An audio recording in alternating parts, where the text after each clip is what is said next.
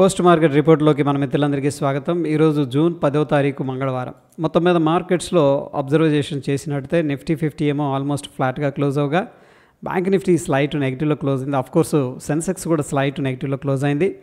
ఓ రకంగా ఈరోజు సైడ్ వేస్ యాక్టివిటీ ఎక్కువగా ఉందని చెప్పేసి తెలుస్తూ ఉంది. అయితే ఇక్కడ సెక్టర్ పర్ఫార్మెన్స్ అనేది మనం అబ్జర్వ్ చేసినట్టయితే ఈరోజు టాప్ గెయినర్స్లో మీడియా ఎంటర్టైన్మెంట్, అఫ్కోర్స్ ఫార్మా కూడా కనిపిస్తూ ఉండగా, కన్స్ట్రక్షన్, పిఎస్సి బ్యాంక్, ఫైనాన్షియల్ సర్వీసెస్లో కొద్దిగా ప్రాఫిట్ బుకింగ్ అనేది జరిగినట్టు తెలుస్తూ ఉంది. ఇక అడ్వాన్స్ డిక్లైన్ అనేది మనం అబ్జర్వ్ చేస్తే మార్నింగ్ 11:30, 12 దాకా దాదాపుగా కొద్దిగా బుల్లిష్ సెంటిమెంట్లో ట్రేడ్ అయింది. బట్ అక్కడ నుంచి కూడా సెంటిమెంట్ ఏంటంటే స్లోగా డ్రాప్ అవుతూ వెళ్ళిపోయింది.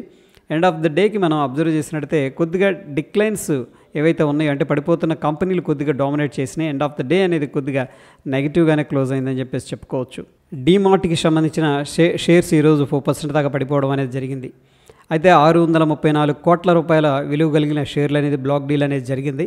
ఈ బ్లాక్ డీల్ కూడా దగ్గర 4.2% డిస్కౌంట్లో జరిగిందనమాట. ఎనీహౌ ప్రస్తుతానికి ఈ ఒక పర్టికులర్ స్టాక్ అయితే అండర్ ప్రెషర్లో కనిపిస్తూ ఉంది, బ్లాక్ డీల్ డిస్కౌంట్లో జరిగింది కాబట్టి.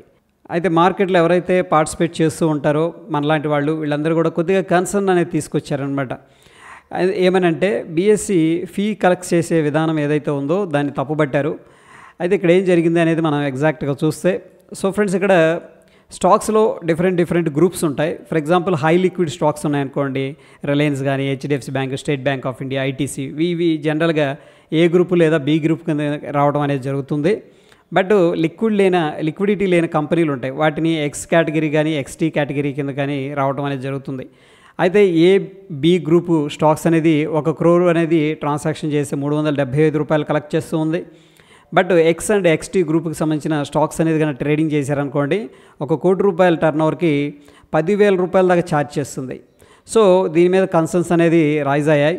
అయితే ఫ్రెండ్స్, ఇది బీఎస్సీ ఏం చెప్తుందంటే ఇది 2016 నుంచి కూడా ఇది కంటిన్యూ అవుతూ వస్తుందని చెప్పేసి చెప్తూ ఉంది. అట్ ద సేమ్ టైం ఇండైరెక్ట్గా కంపెనీలు కూడా ఏంటంటే చూడండి, దీనివల్ల ఏమవుతుందంటే లిక్విడిటీ ఉన్న కంపెనీలని ట్రేడ్ చేయడానికి ఎంకరేజ్ చేసినట్టు అవుతుంది కదా, ఎందుకంటే తక్కువ ఫీజు ఉంది. But X and XT group స్టాక్స్ని ట్రేడ్ చేయడానికి ఇది చాలామంది ఆలోచిస్తారు, ఎందుకంటే ఫీజు ఎక్కువ తీసుకుంటుంది బీఎస్సీ అని చెప్పేసి.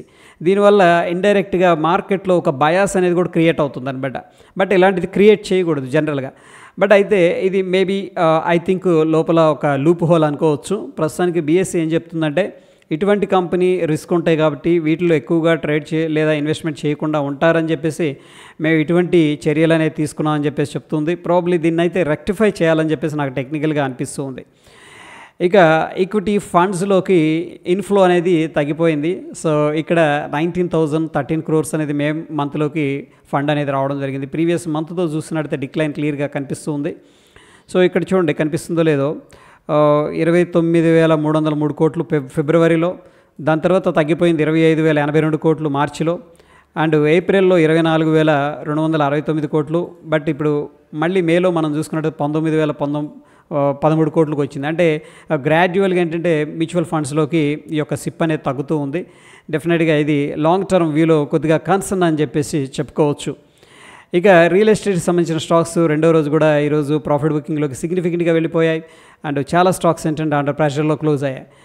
ఇక ఈ యొక్క ర్యాపిడో ఎప్పుడైతే ఈ డెసిషన్ అనేది ప్రస్తుతం ఇది న్యూస్, మరి ఇది ఇంకా మనకు క్లారిఫికేషన్ అయితే రాలేదు. బట్ ర్యాపిడో ఏమంటుందంటే తక్కువ కమిషన్కే ఫుడ్ డెలివరీ అనేది ప్లాన్ చేస్తున్నామని చెప్పేసి చెప్తుంది. ఒకవేళ అదే కానీ జరిగిందంటే ఆల్రెడీ ఎస్టాబ్లిష్ అయిన ప్లేయర్స్ లైక్ స్విగ్గీ కానీ, ఎటర్నల్స్ కానీ, అంటే జొమాటో, ఇవి కొద్దిగా ప్రెషర్లోకి వెళ్ళడానికి ఆస్కారం ఉంది, ఎందుకంటే స్ట్రాంగ్ కాంపిటీషన్ అనేది ఉండే అవకాశం ఉంది కాబట్టి. ఎఫ్ఐఎస్ మాట పక్కన పెడితే డొమెస్టిక్ ఇన్స్టిట్యూషన్ ఇన్వెస్టర్స్ ఇప్పటికే ఇండియన్ మార్కెట్లో 3 లక్షల కోట్ల రూపాయలు అనేది ఇన్వెస్ట్ చేశారు ఫ్రెండ్స్. సో అదేవిధంగా 2024 అనేది మనం అబ్జర్వ్ చేస్తే ఇయర్ మొత్తానికి కలిపి కూడా దగ్గర 5 లక్షల కోట్ల దాకా ఇన్వెస్ట్మెంట్ అనేది చేశారు. బట్ ఇప్పటికే ఏంటంటే 2025లో 3 లక్షల కోట్ల రూపాయల వర్త్ ఉన్న షేర్స్ అనేది ఇండియన్ మార్కెట్స్ ముఖ్యంగా డొమెస్టిక్ ఇన్స్టిట్యూషన్స్ బై చేశాయని చెప్పేసి తెలుస్తుంది. ఇది పాజిటివ్గా మనం కన్సిడర్ చేసుకోవచ్చు. సిమెంట్ రంగం షేర్స్ ముఖ్యంగా అల్ట్రాటెక్ కానీ, గ్రాసిమ్ కానీ 4% దాకా పెరగడం అనేది జరిగింది. సో ప్రీవియస్గా కూడా మోర్గన్ స్టెయిన్లే సిమెంట్ సెక్టార్ మీద పాజిటివ్గా ఉంది. ఎనీహౌ ఇప్పుడు రేట్ కట్ అనేది కూడా జరగడం అనేది సిమెంట్ సెక్టార్కి ఇంకొంచెం స్ట్రెంగ్త్ ఇచ్చిందని చెప్పేసి సింపుల్గా మనకు అర్థమవుతుంది. జానా స్మాల్ ఫైనాన్స్ బ్యాంక్, యాక్చువల్గా పేరులో ఫైనాన్స్ బ్యాంక్ ఉంది కానీ ఇది మైక్రో ఫైనాన్స్ సంస్థ అనమాట. అయితే ఈరోజు షేర్స్ అనేది 5% దాకా పెరగడం జరిగింది. ఎందుకంటే వీళ్ళు యూనివర్సల్ బ్యాంక్ లైసెన్స్ కోసం అనేది ఆర్బీఐకి అప్లికేషన్ అనేది పెట్టుకున్నామని చెప్పేసి చెప్తూ ఉన్నారు. అయితే దీనికి పెట్టుకోవాలంటే కూడా కొన్ని అర్హతలు అనేది ఉన్నాయన్నమాట. అట్లీస్ట్ 1000 కోట్ల నెట్వర్త్ అనేది ఉండాలి. ట్రాక్ రికార్డు 5 ఇయర్స్ వాళ్ళు మంచిగా ఎథిక్స్తో మెయింటైన్ చేయాలి. ఇవన్నీ కూడాను. సో ప్రస్తుతం వీళ్ళు ఇవన్నిటిని కూడా మెట్ అయ్యారు కాబట్టి ప్రాబ్లీ నార్మల్ బ్యాంక్స్ లాగా వీళ్ళకి యూనివర్సల్ బ్యాంక్ లైసెన్స్ అనేది రావడానికి పాసిబిలిటీస్ ఉన్నాయి. సో అందుకని ఈ న్యూస్ వల్ల ఈ స్టాక్ అనేది పాజిటివ్గా రియాక్ట్ అయింది. యునైటెడ్ స్పిరిట్స్ షేర్స్ వచ్చేసరికి 2% దాకా పెరగడం అనేది జరిగింది. ఎందుకంటే డియాగియో వీళ్ళు ఏంటంటే స్టేక్ సేల్ అనేది చేయాలి ఆర్సీబీలో అని చెప్పేసి ప్లాన్ చేస్తూ ఉన్నారు. ఐటీ స్టాక్స్ ఈరోజు గ్రీన్గా షార్టప్ అయినాయి. ముఖ్యంగా కోఫోర్స్, ఎంఫోసిస్ అటువంటి షేర్స్ అనేది ఈరోజు మనం చూసుకున్నట్లయితే పాజిటివ్గా ట్రేడ్ అయ్యాయి. ఎందుకంటే అందరూ కూడా US China trade talks progress అవుతాయి అంటే ఒక మంచి కొలిక్కి వస్తాయి అని చెప్పేసి ఎక్స్పెక్టేషన్స్ అయితే పెట్టుకున్నారు. అట్ ద సేమ్ టైం కోఫోర్స్ మీద జేపీ మోర్గాన్ ఓవర్ వెయిట్ అనేది ప్రకటించడం రేటింగ్ అనేది కూడా ఇందుకు దోహదపడిందని చెప్పేసి చెప్పుకోవచ్చు. ఈరోజు మీడియాకి సంబంధించిన షేర్స్ అనేది కొద్దిగా గ్రీన్లో ఉన్నాయి. ముఖ్యంగా జీ ఎంటర్టైన్మెంట్ కూడా పాజిటివ్గా అయితే ట్రేడ్ అయింది. దీనికి గల కారణం ఏంటంటే బుల్లెట్ అనే కంపెనీతో వీళ్ళు ఏంటంటే పార్ట్నర్షిప్ అనేది తీసుకున్నారనమాట. సో మైక్రో డ్రామా యాప్ అనే దాన్ని వీళ్ళకి ఆల్రెడీ G5 యాప్ ఉంది కదా, దాంతో ఇన్కార్పొరేట్ అనేది చేస్తూ ఉన్నారు. ఎనీహౌ స్టాక్ అయితే ప్రస్తుతానికి పాజిటివ్గా రియాక్ట్ అయింది. ఈరోజు ప్రీమియం డికే అనేది అబ్జర్వ్ చేసినట్టయితే మార్నింగ్ అంతా కొద్దిగా వోల్టైల్గా ఉన్నప్పుడు కూడా దాని తర్వాత కాల్ అండ్ పుట్టు రెండు కూడా ప్రీమియమ్స్ అనేది తగ్గుతూ వస్తూ ఉన్నాయి. బట్ స్లోగా ఏంటంటే పుట్ ప్రీమియమ్స్ అనేది రైజ్ అయినాయి. అంటే స్లైట్గా లాస్ట్లో మార్కెట్ అనేది కొద్దిగా డ్రాప్ అయింది కాబట్టి కొద్దిగా పుట్ సైడ్ అనేది ప్రీమియమ్స్ అనేది రైజ్ అయినాయి. ఇక నిఫ్టీ అనేది మనం అబ్జర్వ్ చేసినట్టయితే ప్రస్తుతానికి పుట్ కాల్ రేషియో అనేది 0.86 చూపిస్తుంది. నిన్నటి రోజున దగ్గర 0.9 పైన పుట్ కాల్ రేషియో ఉంది. సో ఈరోజు తగ్గింది. కొద్దిగా సెంటిమెంట్ అనేది అంటే బేరిష్ అని చెప్పలేం కానీ కొద్ది కాల్స్ అగ్రెసివ్గా సెల్ చేశారని చెప్పేసి చెప్పుకోవచ్చు. బ్యాంక్ నిఫ్టీ విషయానికి వచ్చేసరికి పుట్ కాల్ రేషియో అనేది 0.95 కనిపిస్తుంది. నిన్నటి రోజున 1.02 ఉన్నట్టుంది. ఎనీహౌ 1 కంటే తక్కువ ఉంది కాబట్టి స్లైట్గా మనం బేరిష్గా అనుకోవచ్చు. సెన్సెక్స్ పుట్ కాల్ రేషియో అనేది మనం అబ్జర్వ్ చేస్తే 0.72 అనేది చూపిస్తుంది. 1 కంటే తక్కువగా ఉంది కాబట్టి చాలామంది కాల్స్ అనేది సెల్ చేసినట్టు అర్థమవుతుంది. ఇండియా విక్స్ మనం పరిశీలన చేసినట్టయితే 4.61% డ్రాప్ అయింది. దీన్ని బట్టి మనకు ఏమర్థమవుతుందంటే ఇండియన్ మార్కెట్స్ స్టేబుల్గా ఉన్నాయని చెప్పేసి అర్థం చేసుకోవచ్చు. అఫ్కోర్స్ వోల్టాలిటీ కూడా తగ్గిపోయింది.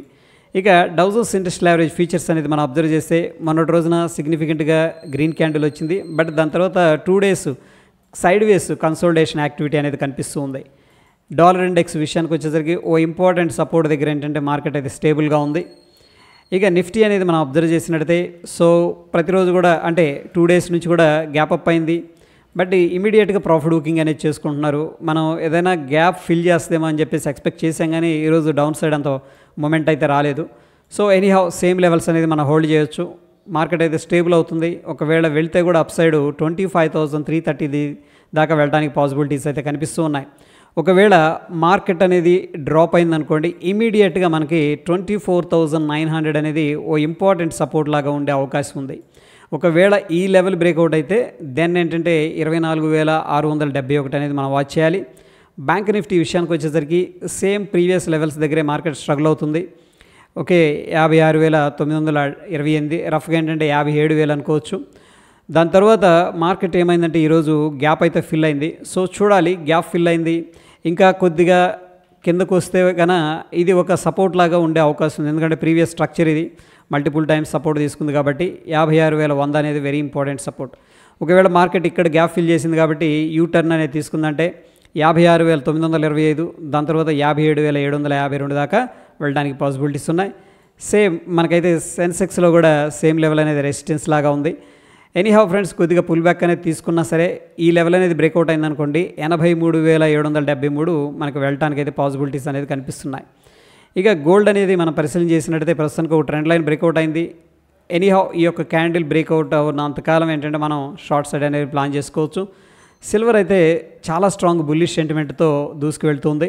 అండ్ ఆఫ్ కోర్స్ ఏంటంటే క్రూడ్ ఆయిల్ కూడా బుల్లిష్గా ఉంది. న్యాచురల్ గ్యాస్ ప్రస్తుతానికి చాలా సైడ్ వేస్లో ట్రేడ్ అవుతుంది. అండ్ ఆఫ్ కోర్స్ ఏంటంటే బిట్ కాయిన్ ఓ ఇంపార్టెంట్ లెవెల్ దగ్గరకు వచ్చింది. అక్కడ నుంచి కూడా ప్రాఫిట్ బుకింగ్ అయితే జరుగుతుంది. మొత్తం మీద మార్కెట్స్ అనేది మనం అబ్జర్వ్ చేసినట్టయితే సో సిగ్నిఫికెంట్గా 25,000 అనేది క్రాస్ చేసింది. బట్ అక్కడ కొద్దిగా రౌండ్ నెంబర్ ఉంది. ఆఫ్ కోర్స్ ఏంటంటే ఆ లెవెల్ దాటినా కొంతమంది కాషియస్గా ప్రాఫిట్ బుకింగ్ అనేది చేసుకుంటున్నారు. అట్ ద సేమ్ టైం ఈ మ్యూచువల్ ఫండ్స్ ఇన్ఫ్లో అనేది తగ్గిపోయింది. సో తదితర అంశాలు అనేది కొద్దిగా కన్సర్న్ కాషన్ అనేది రైజ్ చేస్తూ ఉన్నాయి. ఎనీహౌ మనం ఇక్కడ ఏంటంటే కొద్దిగా జాగ్రత్తగానే ఉండాలి. ప్రస్తుతం అయితే మనకి ఎటువంటి బేరిష్ సంకేతాలు కనిపించట్లేదు. లాస్ట్ 2 డేస్ నుంచి కూడా సైడ్ వేస్ యాక్టివిటీ కనిపిస్తుంది ఫ్రెండ్స్. సో ఇది పోస్ట్ మార్కెట్కి సంబంధించిన అప్డేట్స్ ఫ్రెండ్స్. వీడియో ఇన్ఫర్మేటివ్గా అనిపిస్తే తప్పకుండా లైక్ చేసి మీ యొక్క సపోర్ట్ అని తెలియజేయండి. మరొక ఇంట్రెస్టింగ్ ఎపిసోడ్ మళ్ళీ కలుసుకుందాం. Stay tune. ధన్యవాదాలు.